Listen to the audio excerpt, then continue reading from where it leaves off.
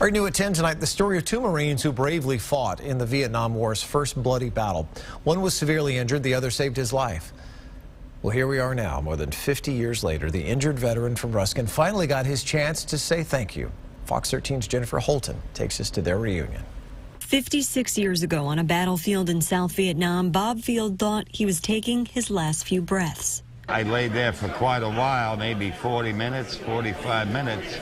And I said, I'm starting to faint, so I'm going to bleed out. I know it. He was in the midst of Operation Starlight, the first full-scale battle for the U.S. Marines in the Vietnam War. The enemy, Viet Cong, or VC, he says, were relentless. We came into some pretty bad fire, mortar round and automatic weapons.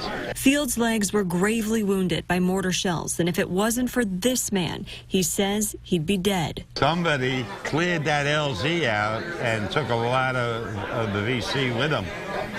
And he let the cop choppers come in that couldn't come in prior to that. They came in to evacuate the wounded.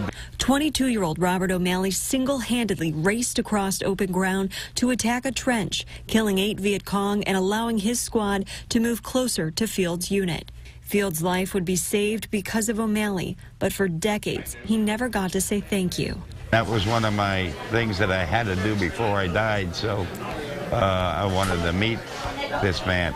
56 years later, at a VFW in Ruskin, it finally happened. About fish! Hoorah! How you doing, Robert?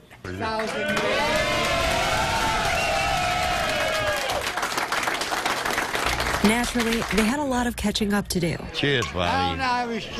Yeah! Hoorah! Hoorah! Field learned of O'Malley's role years ago when he realized he was one of 2 men who received the Medal of Honor for their actions that day. I didn't know Bob until when I found out why this man got the Medal of Honor. I didn't know that he had done what he did. At the risk of his own life, he shielded other men's lives. Today, I will give him the highest medal his nation can offer. The honor O'Malley still takes pride in today, even if there's a little humor involved. I need a necklace like you. Why, that ain't enough? I was going to say, yours is pretty fancy. 2 men forever connected by that day on the battlefield. Love you, brother. You're a good man. Thank you so much. Get our hearts together. Yep. Right there. Right here. And now friends for life. In Ruskin, Jennifer Holton, Fox 13 News.